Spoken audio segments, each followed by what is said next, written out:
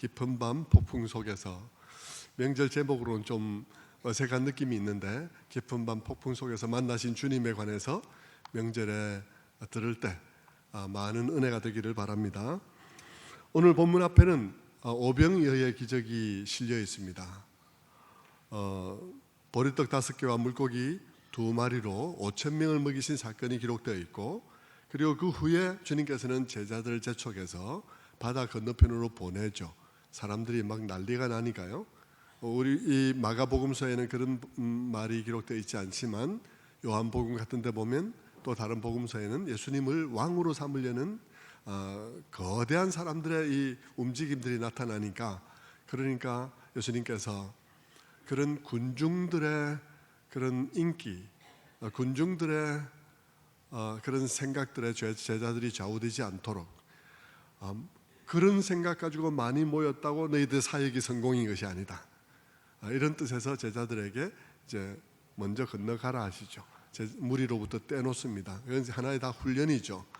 사람들이 많이 모였다고 사역이 성공한 것이 아니다. 사람들은 전혀 다른 생각 가지고 떡 먹고 배불러서 올 수도 있으니까, 그러니까 떡 먹고 배불러서 오면 그것 때문에 또 오늘 저녁도 주님 때문에 이렇게 기적을 맛봤고 내일도 또 아침에 기적으로 아침을 먹을 것이다 하는 생각으로 사람들이 모여든다면, 그것은 오늘날로 말하면 번영신학에 해당되는 것이니까 주님께서 가르치고자 하는 가르침하고는 전혀 다른 것이죠. 그래서 주님께서 제자들을 빨리 떼놓고 먼저 건너가라고 하시는 것입니다. 그 후 주님께서는 그 무리와 작별하고 제자들 떠나보내고 산으로 올라가셨습니다. 가셔서 기도하시죠. 밤이 왔습니다. 주님께서는 산 위에서 기도하고 계시고 제자들은 바다 위에 있었습니다. 사실 이것은 폭풍이 불기 때문에 제자들이 바다 위에 아직까지 있는 것인데요, 아직 햇살이 있을 때 제자들 떠나보내지 않았겠습니까? 햇살이 있을 때 목표 지점에 도달할 수 있도록 이 갈릴리 호수를 건너가도록 그렇게 했을 것입니다. 그런데 제자들이 아직까지 바다에 있는 이유는 바람이 불기 때문이죠. 그래서 제자들이 앞으로 나아가지를 못한 거예요. 그리고 그 바람은 바뀌어서 폭풍이 되었습니다. 그리고 파도가 치면서 엄청난 그런 괴로운 시간이 시작되어졌고, 그것이 밤새 계속되어져서 오늘 본문을 보면 밤사경이다 그랬습니다. 밤사경 그러면 새벽 3시에서 6시에 해당되는 것입니다. 그러니까 얼마나 많은 시간 동안을 항해를 하지 못한 채 파도에 시달려서 죽을 고생을 하고 있는 셈이겠습니까?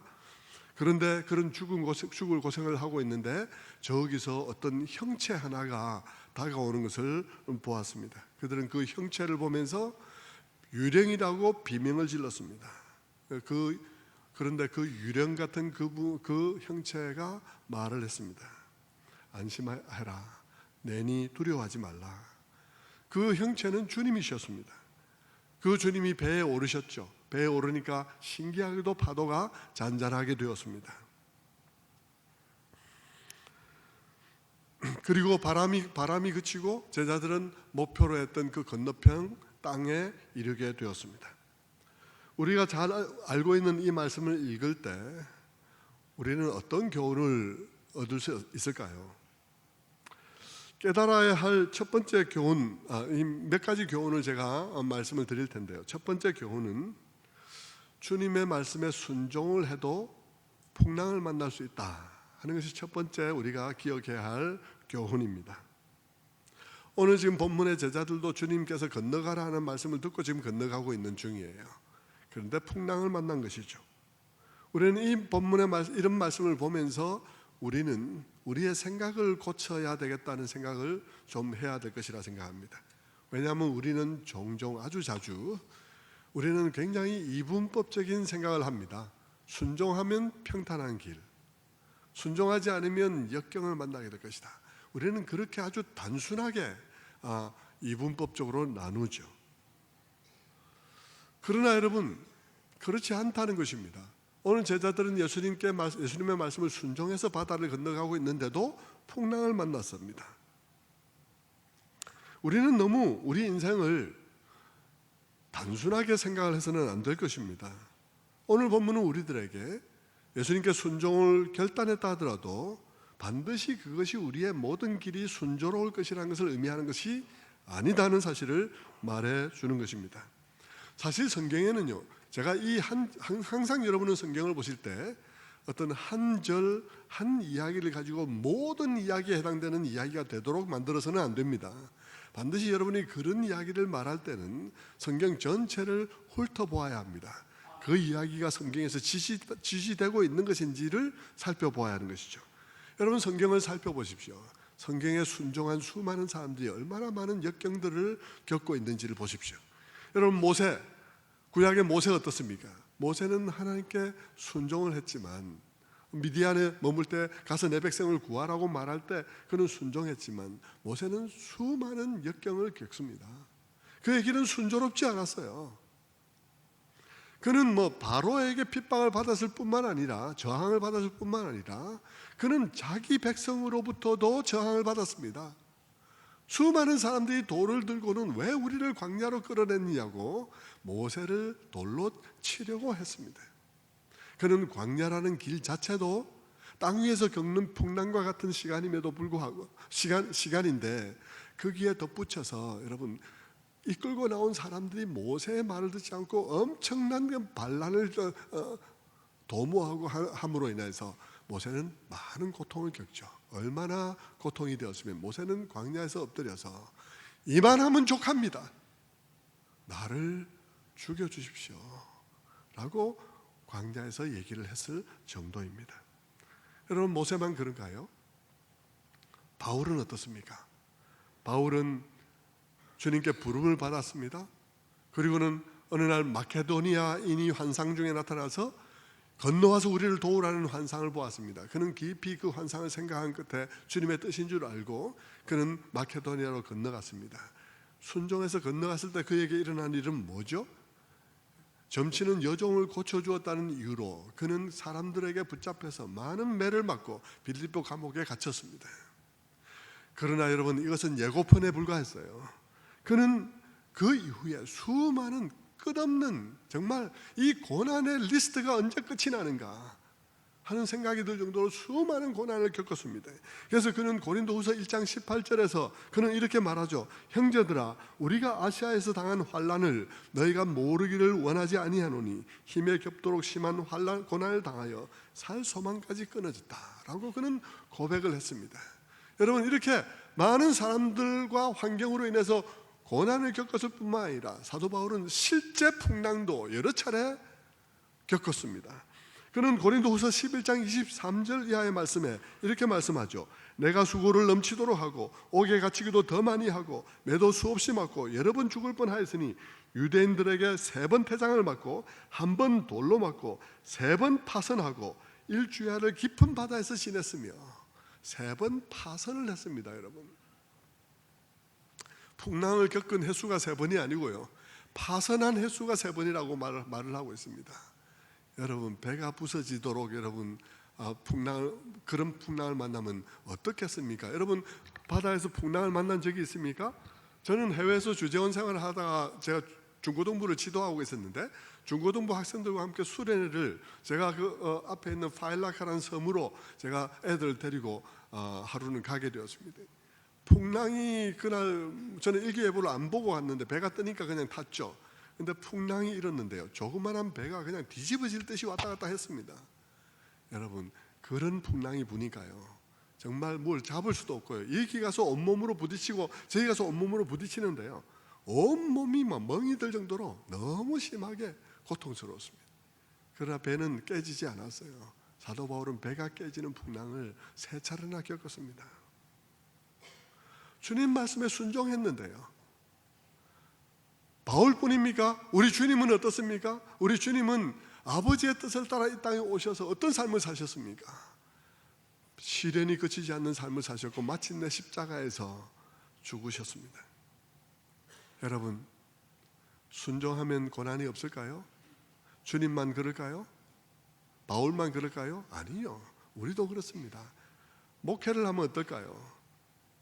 목회를 하면 시련이 없을까요? 고난이 없을까요? 여러분, 목회를 하면서 평탄하게 목회를 할 것이라고 기대를 하죠. 평탄할 수가 없습니다. 평탄해서는 안 돼요. 왜 평탄해서 안 되는지 아십니까? 풍랑은 풍랑을 통해서만 알 수 있는 하나님을 알게 합니다. 목사가요, 평탄한 길에서만 하나님을 알아서 되겠습니까? 성도들에게 평탄한 길에서만 아는 하나님을 전해서 되겠습니까? 안 되죠, 여러분. 목회 현장이 간단하지도 않거니와요. 목사 자신도 하나님을 제대로 전하려면 풍랑이 없이는 하나님을 어떻게 전해요?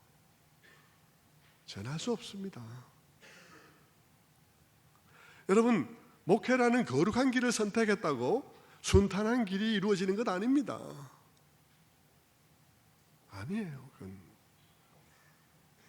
하나님은 우리가 모를 어떤 이유로, 또 우리가 당장은 모를 어떤 목적을 위해서 우리에게 폭풍을 허락하실 때가 있습니다. 사역 가운데 어떤 사역에 적합한 사람이 되기 위해서, 혹은 사역을 하는데 어떤 사역에 적합한 말들을 할 수 있는 그런 분야의 권위 있는 어떤 메시지를 전할 수 있는 사람이 되게 하기 위해서 하나님께서는 우리에게 풍랑을 허락하실 때가 있고요, 불신 지역의 복음을 전하게 하기 위해서는 불신 지역에 들어가려면 고난이 있을 수밖에 없죠. 예수를 모르는 불신 시대의 복음을 전하기 위해서는 풍랑을 만날 수밖에 없습니다. 여러분, 아무리 순종한다 하더라도 여러분, 풍랑이 없을 수가 없어요. 뿐만 아니라 우리는 그 풍랑 속에서 우리의 신앙이 자라게 되죠. 조금 전에 말씀드린 대로 그 시간이 아니면 얻을 수 없는 교훈이 있습니다. 그 일이 아니면 얻을 수 없는 교훈이 있어요. 저도 제 아내와 늘 대화를 하면서 정말 괴로울 때들이 있거든요. 정말 괴로울 때들이 있고, 그 괴로움이 뭐 누가 속을 썩여서만 괴로운 것이 아니고요, 성도들의 그런 해결되지 않는 어려움들, 해결할 수 없는 어려움들이 첩첩이 쌓이는 것을 보면서 너무 마음 아파하고 힘들고 그럴 때들도 많습니다. 그러면서 여러분, 제가 목회를 안 하고 그냥 주재원으로서 살아가면서 그냥 쭉 살았으면 어땠을까를 한번 생각해 봅니다. 저는 그리워한 적은 한 번도 없습니다. 그런데 비교는 해봅니다. 여러분, 제가 그렇게 살아가고 있었다면 내가 몰랐을 일들이 너무 많은 거예요. 그냥 제가 그렇게 직장 생활하고 회사 생활하고 주재원 생활하고 그러면서 쭉 살아갔다면 제가 결코 몰랐을 것들을 내가 아는데, 알아가게 되는데, 알아가고 있는데, 그런데 이 알아가는 것은 고통이 아니고서는 알아갈 수가 없으니 하나님 이 일을 어찌합니까? 내가 고통 얻기를 원하지도 않고, 하나님 너무 힘듭니다고 말할 수도 없고, 그것 때문에 이것을 알고 이것 없이는 이게 인생이 제대로 안 되니 하나님 이것 없이는 내가 인생을 모르겠고, 인생을 알자니 이 고통을 겪을 수밖에 없고. 여러분, 풍랑이 없이는 모를 인생이 너무 많아요. 풍랑이 없이는 모를 하나님이 너무 많습니다. 밋밋한 시간 속에서는 배울 수 없는 신앙이 있습니다. 성도 여러분, 지금 여러분이 어려움 중에 있습니까? 물론 자신을 돌아봐야 되죠. 우리는 이것이 나의 지속적인 어떤 잘못에 의해서 하나님께서 내게 일으킨 일인가 돌아봐야 되죠. 물론. 그러나 여러분, 아무리 나 자신을 돌아보아도 내가 특별히 나만 그런 일을 당해야 될 어떤 그런 특별한 불순종이 없고, 내가 하나님 말씀 따라서 살아가려고 하고 있는데도 불구하고 그런 어려움이 나에게 생겼다면 생각해야 되는 것입니다. 기도해야 되는 것입니다. 생각하고 기도할 때 이런 본문들이 생각나게 되는 것이죠. 아, 그렇구나. 주님의 제자들도 순종을 했는데 그런 풍랑을 만나서 그런 고생을 했구나. 여러분, 폭풍은 여러분이 순종하고 있는 동안에도 만날 수 있으며, 그럴 때 순종은 여러분들에게 아주 깊은 어떤 깨달음을 얻게 할 겁니다. 마치 주님의 제자들이 지금 이 시간 그들이 이것 아니면 고백할 수 없었던 고백들에 이르게 되는 것과 같이 말입니다. 언젠가 제자들은 이때를 돌아보면서 그때 그 일을 겪었던 것이 바로 오늘을 위함이야. 라고 생각하게 될 것입니다.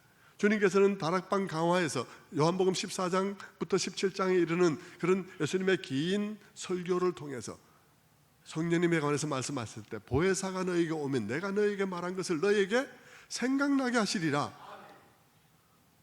여러분, 제자들이 훗날 이 일을 생각하면서 무언가의 도움을 얻을 날들이 있을 것입니다. 나중에 제가 말씀을 드리겠지만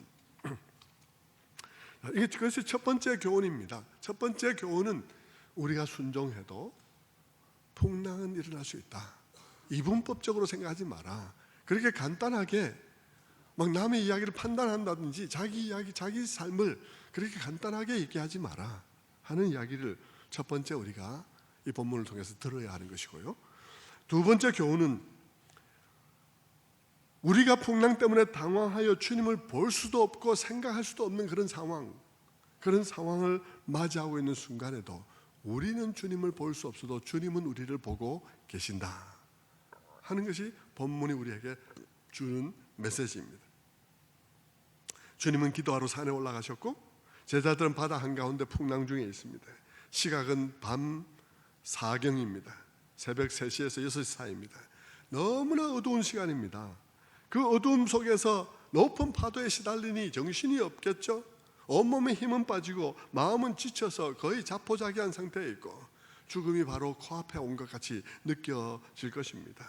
그런데 주님은 보이지도 않습니다.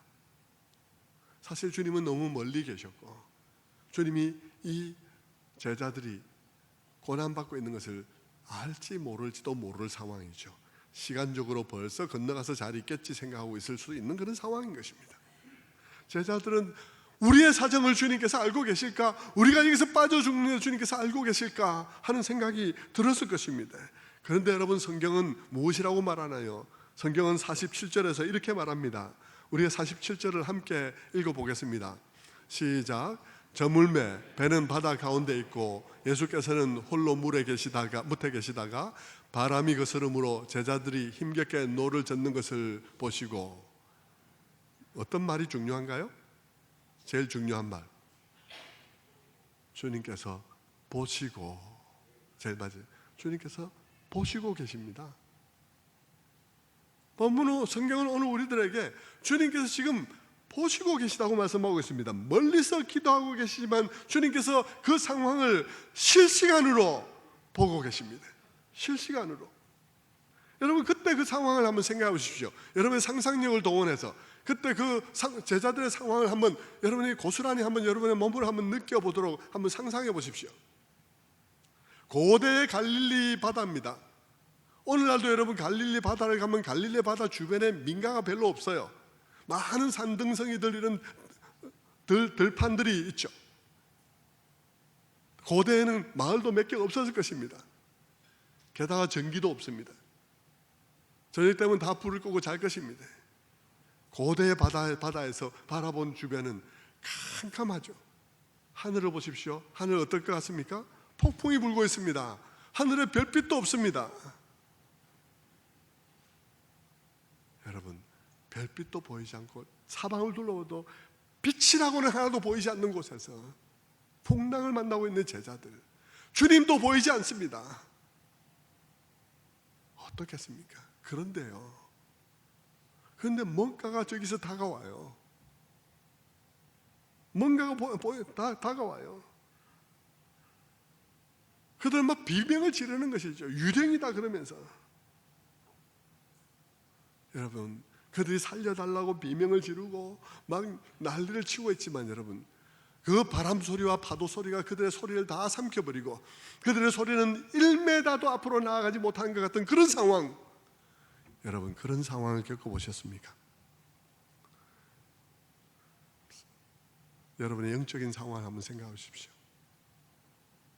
살아가면서 인생의 파도를 만나서 하늘을 보나 주변을 돌아보나 빛은 보이지 않고, 소리를 지르나 내 소리가 1m도 나아가는 것 같지 않고, 모든 그 폭풍과 바람 소리와 파도 소리에 모두가 다 삼켜진 것 같은 곳에 내동댕이 쳐져 있는 나 자신, 절망적이죠. 그런데 여러분, 주님이 그것을 보고 계셨다는 것입니다. 주님이 그것을 보고 계신다는 것입니다. 희망이 어디 있습니까? 희망이 주님이 그런 것들을 보고 있다는 것입니다. 그 상황을 실시간으로 알고 계시다는 것입니다. 내가 그분을 보지 못할 때에도 그분이 나를 보고 있다는 것입니다. 여러분, 그것은 이 말씀은 초대 교회를 살아가는 교회들에게 엄청난 위로의 메시지였을 것입니다. 그들은 주님을 믿고 핍박 가운데 있었습니다. 엄청난 괴물이 그들을 핍박하고 있었죠. 로마라는 여러분 감당할 수 없는 세력이 그들을 핍박했습니다. 파도로 따지면 여러분 정말 침몰하고도 남을 만한 엄청난 파도가 그들에게 몰려오고 있었습니다.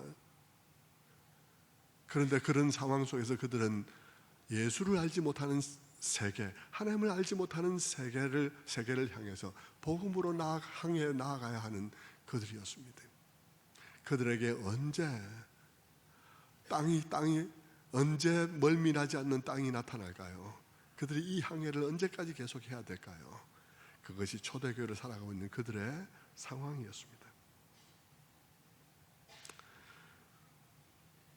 그들은 그런 상황 속에 있으면서 그들은 부르짖지만 주님은 그들과 함께 있는 것 같지 않았습니다. 주님은 더 이상 육체로 그들과 함께 하지 않습니다. 그들은 홀로 폭풍 속에서 항해하고 있는 것과 같은 상황이었겠죠. 초대교회 교인들은. 그들은 주님 앞에 울부짖으며 기도하지 않을 수 없었을 것입니다.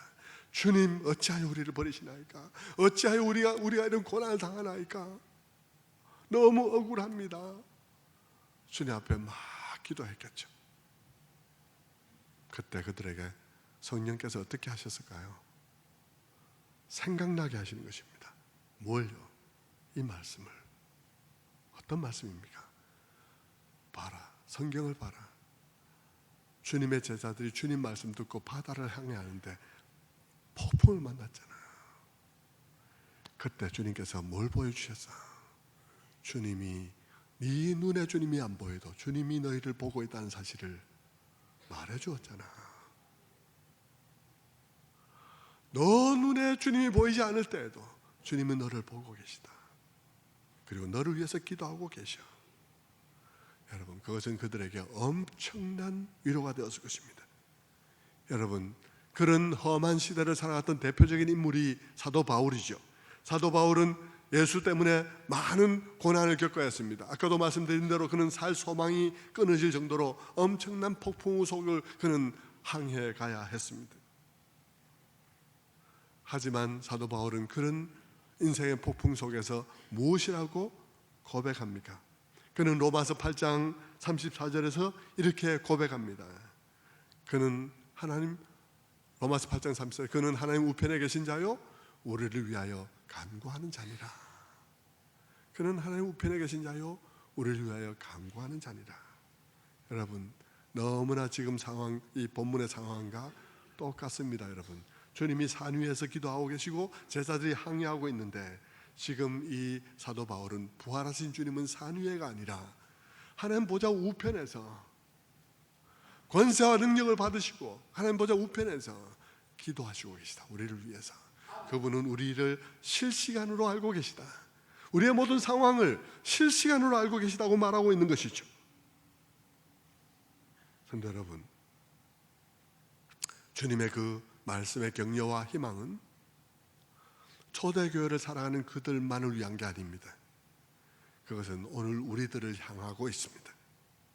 왜냐하면 오늘 우리도 그와 같은 상황에 있을 때들이 많이 있기 때문인 것입니다. 특별히 나만 그런 일을 당해야 할 만한 이유가 없는 것 같은데 나의 상황이 너무 어둡고 희망이 사라진 것 같은 때가 있는 것입니다. 어느 날 그런 상황들은 갑자기 폭풍이 우리에게 불어오면서 생기는 것입니다. 갑자기, 여러분, 폭풍이요, 갑자기 일어나는 것입니다. 갑자기 의사 선생님을 통해서 나쁜 소식이 왔어요. 병원에 갔더니 의사 선생님이 나에게 나쁜 소식을 주었습니다. 그때 어떻겠습니까? 머릿속이 하얘지고 내 머릿속에 내 마음속에 있는 것 같은 믿음이 다 빠져나가는 것을 느낄 것입니다. 너무 당황해서 하나님이 보이지 않을 것입니다. 성도 여러분, 우리 인생의 풍랑은 어느 바다에서 만날지 모릅니다. 그것을 결혼이라는 호수 속에서 만날지, 아니면 가정이라는 바다 속에서 만날지, 아니면 사업이라는 대양 속에서 만날지 우리는 아무도 모르죠. 그러나 여러분, 어디서 만나든지 마찬가지입니다. 정신이 없기는 마찬가지죠. 파도 속에 구르느라 정신이 없죠. 생각할 새가 없어요. 여러분, 아까 제가 파도 풍랑 만난 얘기를 말씀드렸는데요, 여러분, 저기 안 부딪히려고 저기 하고는 그 다음 순간에 저기 안 부딪히려고 저기 힘쓰느라요. 주님 생각할 새도 없습니다. 주님을 생각할 새도 없어요. 생각이 얼마나 빠릅니까? 순식간에 우리는 생각할 수 있습니다. 그런데 여러분, 그 생각을 할 새가 없어요.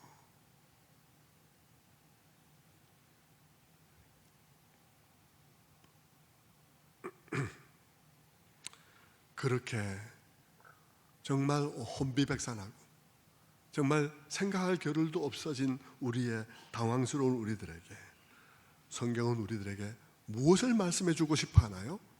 성경이 우리에게 말씀해 주고 싶어 하는 것은 네가 나를 못 볼 때도 나는 너를 보고 있다는 것을 말해 주고 싶어 하는 것입니다. 네가 나를 보지 못하고 있을 때도 내가 너를 보고 있다. 실시간으로 보고 있다. 그것을 주님께서 우리들에게 말씀해 주고 싶어 하죠. 성도 여러분, 성경에 이와 같은 말씀을 기록한 이유가 무엇이라고 생각하십니까? 성경에 이와 같은 말씀을 기록해 놓은 이유는 우리로 하여금 우리의 모든 상황 속에서 믿음으로 걸어가게 하기 위해서 이것을 기록했습니다. 믿음으로 걸어가게 하기 위해서. 믿음으로의 반대말이 뭐죠? 믿음으로 걸어간다는 말의 반대말이 보는 것으로 살아가는 것의 반대말이 믿음으로 살아가는 것입니다. 고린도후서 5장에 있는 것처럼 우리는 보는 것으로 아니고 믿음으로 걸어간다고요. 우리의 보는 것, 우리의 느낌으로 우리의 걸음을 옮겨놓지 않도록 하기 위해서 이 말씀을 기록해 놓은 것이죠. 성도 여러분, 말씀을 묵상해서 말씀이 말하는 바를 우리의 마음속에 깊이 담아야 하는 것입니다. 여러분, 말씀을 생각해야 해요. 왜냐하면 제자들도 사실 주님의 말씀을 생각해 보면, 제자들이 이런 상황에서도 사실 생각해 보면요, 주님의 말씀 속에 약속이 들어 있습니다. 주님께서 그들에게 먼저 건너가라 하셨거든요. 먼저 건너가라는 말을 아무 묵상 안 하고 그냥 놔두면 아무 말도 아닙니다. 그냥 가라는 말 같이 들리죠. 그럼 묵상은 어떻게 합니까? 묵상은 하나님 말씀을 곰곰이 깊이 생각합니다. 주님의 말씀을 곰곰이 깊이 생각하면 내가 그냥 건성으로 들으면 몰랐던 뜻이 그 속에 들어있습니다. 주님께서 제자들에게 먼저 건너가라 한 말은 그냥 건성으로 들으면 아무 말도 아니죠. 그러나 먼저 건너가라 한 말은 곰곰이 묵상하면 너희들이 먼저 건너가고 나도 거기 건너가서 너희를 거기서 만날 것이란 말입니다. 그렇지 않습니까? 이건 말씀 속에 사실은 제자들에게 준 약속도 들어있습니다. 그 제자들의 배는 파산할 수가 없어요. 제자는 거기서 빠져 죽을 수는 없었습니다. 이 상황 속에서는 그렇다 이 말입니다.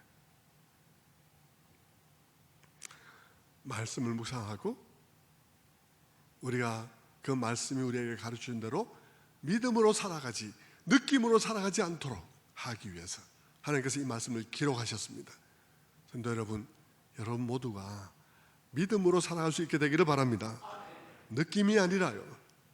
느낌은 풍랑 속에서 무슨 느낌이 들겠습니까? 뻔하죠. 느낌이 아니라 믿음입니다. 믿음으로 살아가는 훈련을 하시기를 바랍니다. 세 번째 교훈은요, 주님은 우리의 상황을 알고 계시고 우리를 위해서 기도할 뿐만 아니라 우리의 상황에 개입해 오신다는 것입니다. 상황은 무척 절망적이었습니다. 밤 사경이었습니다. 밤새 너무 고통받았고요, 이제는 너무 지쳤습니다. 울부짖음도 한 걸음도 앞에 전달되지도 않는 것 같습니다. 주님은 안 계신 것 같습니다. 느낌은 그렇죠. 그러나 사실은 아니라는 것입니다. 사실은 주님이 보고 있다는 것입니다. 주님은 결코 그들의 고난을 모르는 분이 아니라 그들의 고난을 실시간으로 보고 계시다는 것이죠. 그런 주님이 그들을 위해서 기도할 뿐만 아니라 그들의 상황 속에 찾아오셨습니다. 제자들은 결코 주님을 볼 수 없었지만 주님은 정확하게 그 지점을 찾아오셨습니다. 그 바다 속에 조그마한 배 하나, 캄캄한 밤중에 조그마한 배 하나, 바로 그 지점에 정확하게 찾아오셨습니다. 많은 사람들이 이것을 믿기 어려워했겠죠. 그러나 여러분, 지금은 사람도 그 지점을 찾아갑니다.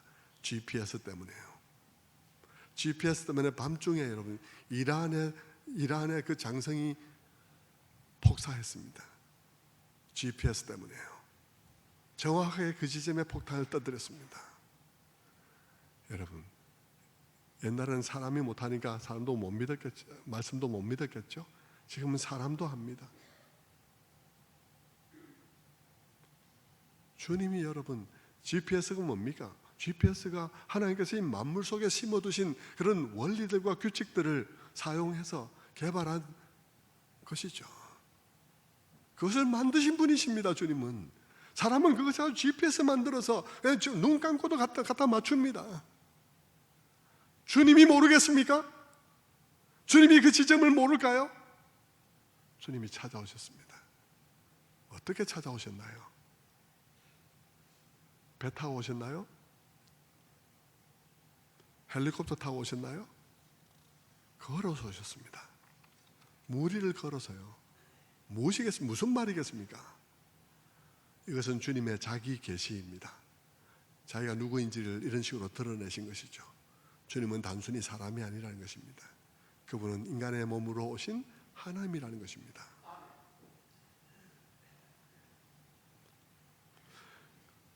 주님은 그냥 단순히 선지자이거나 단순히 사도가 아니라는 것입니다. 주님은 아주 가르침을 잘 가르치는 성현이 아닙니다. 4대 성현 중에 한 사람이 아닙니다. 주님은 분명하게 본인에 대해서 이렇게 말씀하십니다.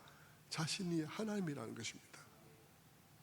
여러분, 선지자는 어땠습니까? 선지자 요나는 어떻게 했죠? 선지자 요나는 하나님 말씀에 불순종하다가 풍랑이 일어나서 풍랑 위에 있게 되니까 어떻게 됐습니까? 선지자 요나는 보니까 불순종해서 풍랑을 만났구만요. 그때는 불순종해서 풍랑을 만난 것입니다. 우리가 함부로 말할 수 없는 거죠. 그럴 때 있고 이럴 때 있고 우리가 마음대로 우리가 이해하기 편한 방식이 아닌 것입니다.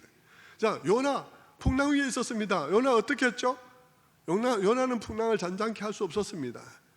그는 자기 자신이 물에 던져질 수밖에 없었습니다. 여러분, 사도 바울은 어땠습니까? 사도 바울은 풍랑을 잔잔케 할 수 없었어요. 그는 파도에 배가 깨질 수밖에 없었습니다. 주님은 물 위로 걸어오셨습니다.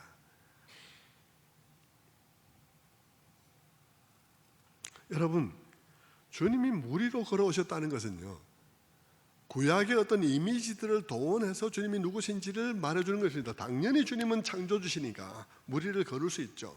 그래서 창조주이시기 때문에 구약에서 하나님에 대해서 얘기할 때 물 위를 걸으시는 것에 대해서 얘기할 때들이 많았어요. 예를 들면 하박국 3장 15절의 말씀과 같은 것입니다.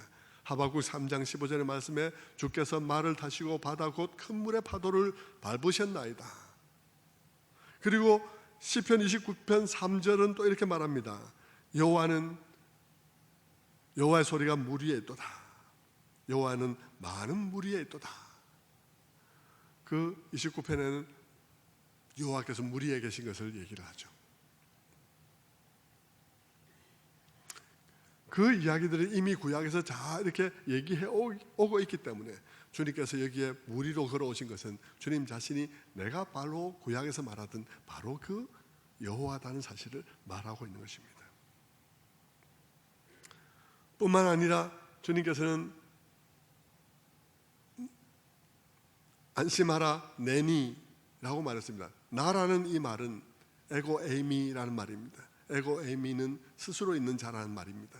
스스로 있는 자라는 말은 모세가 출애굽기에서 그 백성들에게 당신의 이름을 무엇이라고 말하리까 하니까 하나님께서 나는 스스로 있는 자 여호와라고 말씀하실 때 말했던 그 스스로 있는 자라는 말이 에고에이미예요.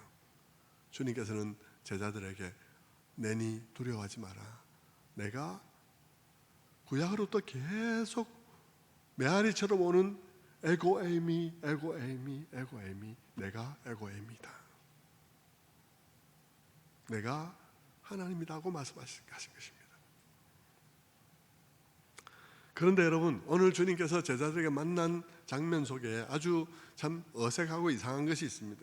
그것이 뭐냐 그러면 48절의 말씀인데요, 주님께서 그들에게 찾아오셔서는 그냥 바로 배 위로 올라오신 것이 아니라 지나가시는 듯이 하셨습니다.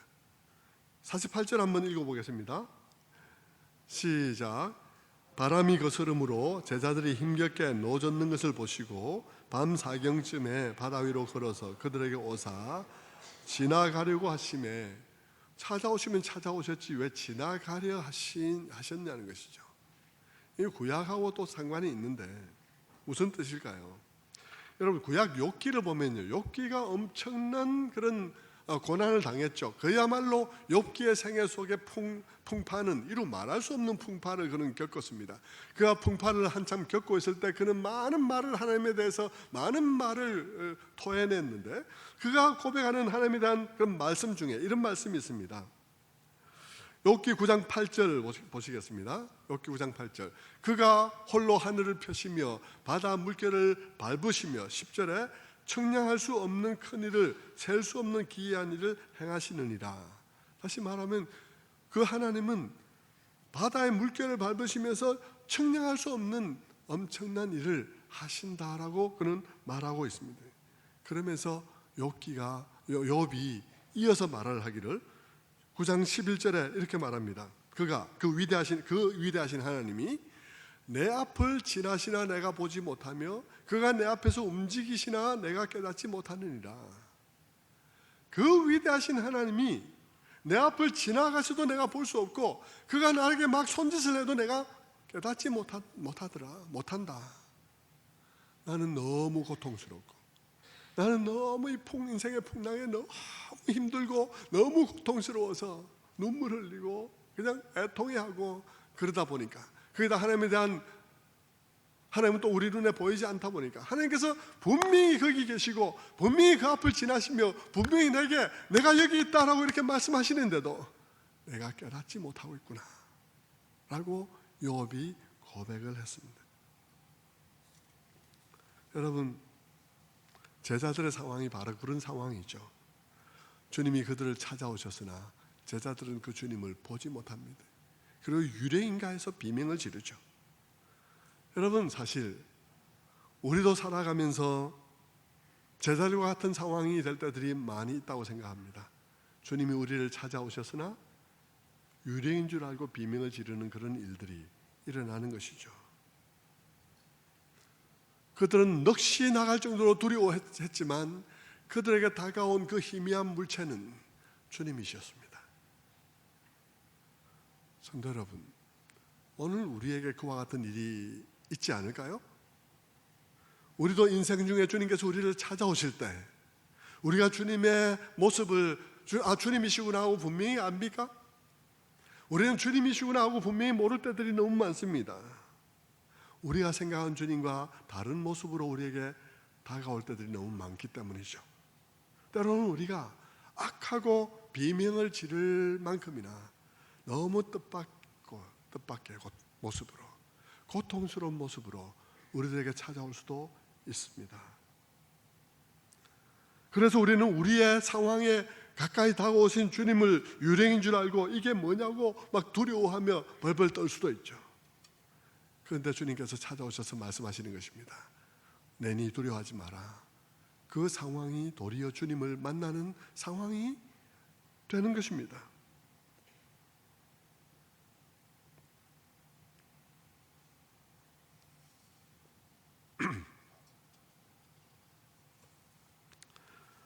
그 상황이 우리가 주님을 만나게 되는 그런 상황이 될 때들이 있는 것이죠. 여러분, 우리의 상황 속에 갑자기 의사가 갑자기 나쁜 소식을 우리에게 주었지만, 그래서 너무 정신이 없지만, 눈물을 흘리고 막 비명을 지르고 막 죽는다고 아우성쳤지만, 여러분, 그게 오히려 내가 오랜 동안 떠났던 주님을 만나게 되는 계기가 될 수도 있습니다. 주님이 나를 찾아온 일들이 될 수도 있습니다.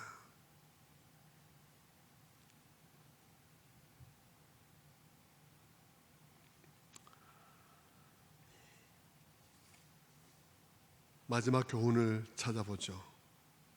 마지막 교훈은 여기 이 제자들이 지금 파도가 치면 배가 하늘로 솟았다가 막 물속으로 막 꺼지겠죠. 파도가 막 그냥 물이 그냥 위로 지나다닐 것입니다. 여러분, 본문이 우리에게 보여주는 것은 뭐냐 그러면 나를 삼키듯이 지나다니는 그 엄청난 파도, 그 파도가 주님의 발 아래에 있습니다. 그 파도가 주님의 발 아래에 있다는 것입니다.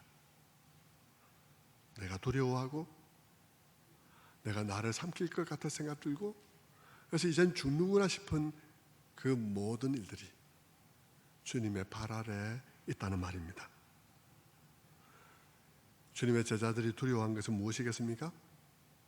바람과 파도를 두려워했을 것입니다. 그 바람과 파도가 주님의 발 아래에 있습니다. 제자들이 정말 두려워한 것은 뭘까요? 제자들이 정말 두려워한 것은 죽음입니다. 물에 빠져 죽는 것을 두려워했겠죠. 그러나 여러분, 죽음도 주님의 발 아래에 있습니다. 죽음도 주님의 발 아래에 있습니다.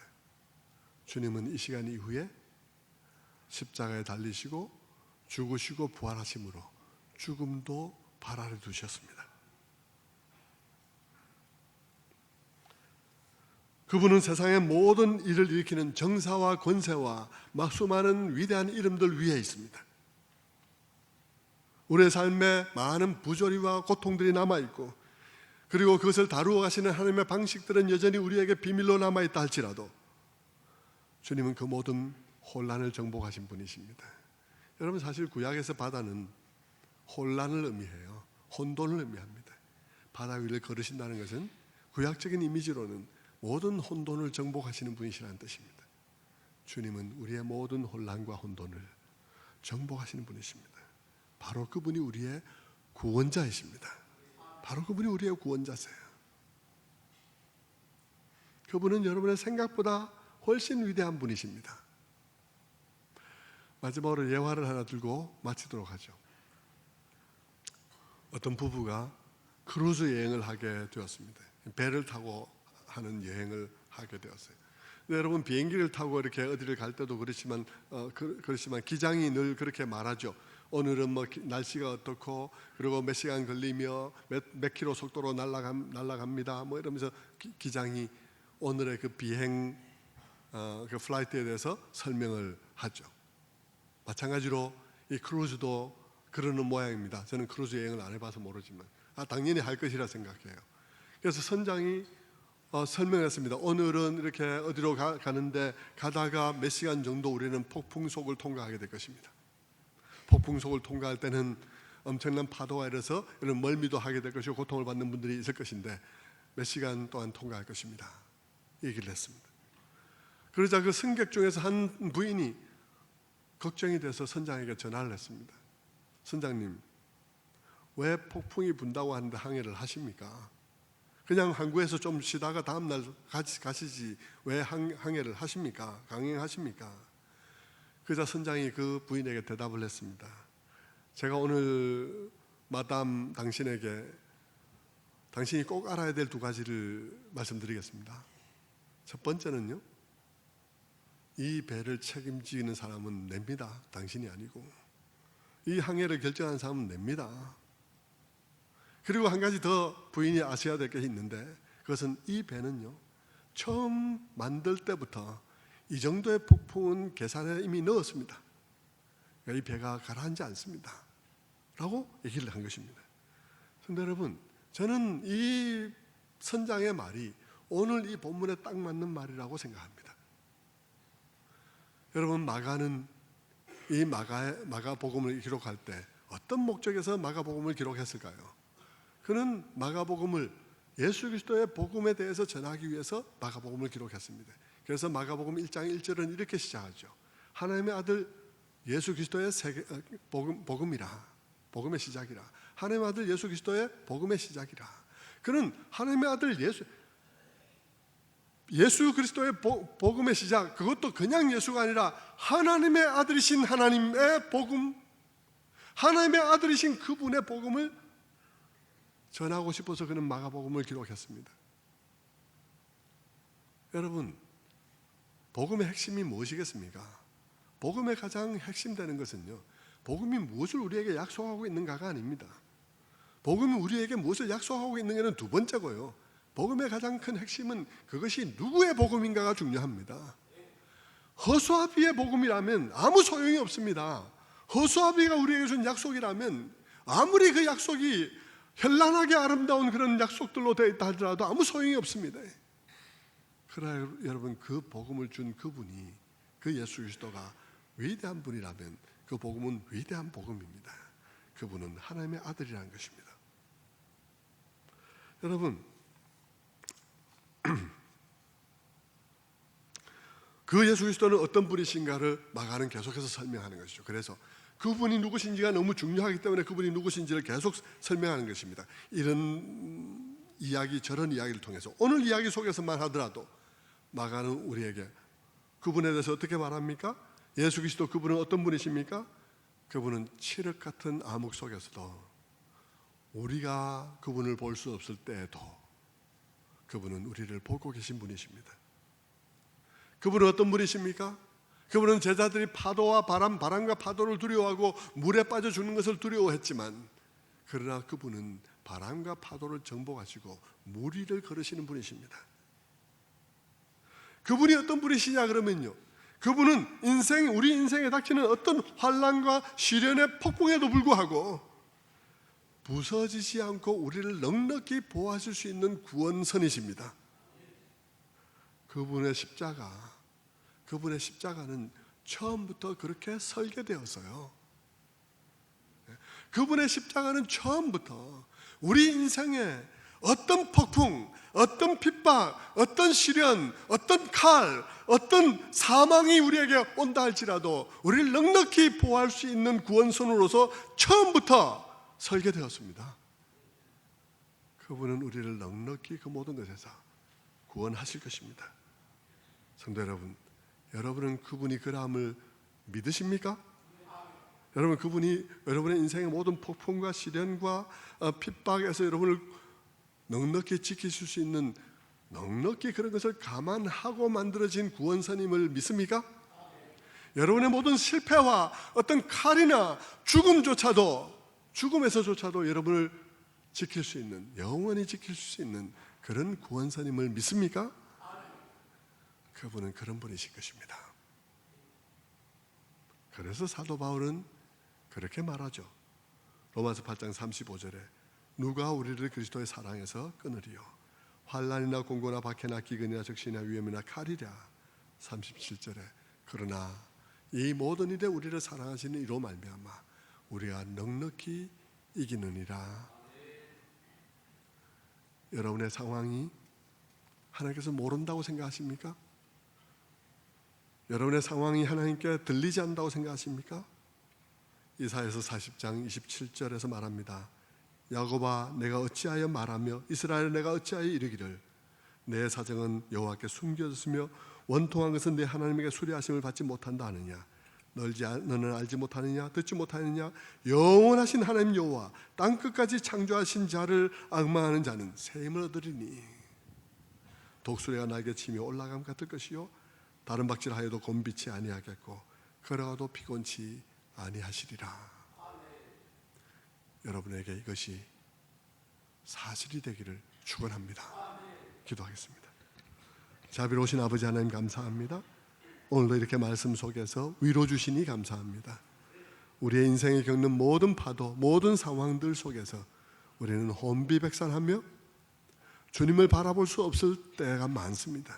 그러나 그럴 때에도 주님께서 우리를 보고 계시며 우리의 상황을 실시간으로 파악하고 계시며 우리가 어디 있는지 주님께서 정확하게 알고 계시며 다가오신다는 사실을 우리가 보았습니다. 주님이라는 우리의 구원자는 우리의 모든 인생의 어떤 험한 일에도 불구하고 넉넉히 우리를 보호하실 수 있는, 처음부터 그것을 다 감안하고 만들어진 그런 구원자이심을 우리가 또한 보았습니다. 주님, 우리가 그 믿음으로 나아갈 수 있도록 도와주시옵소서. 믿음에 믿음을 더하여 주시옵소서. 승리할 수 있도록 은총을 베풀어 주시옵소서. 감사드리옵고 예수 그리스도를 받들어 기도드리옵나이다. 아멘.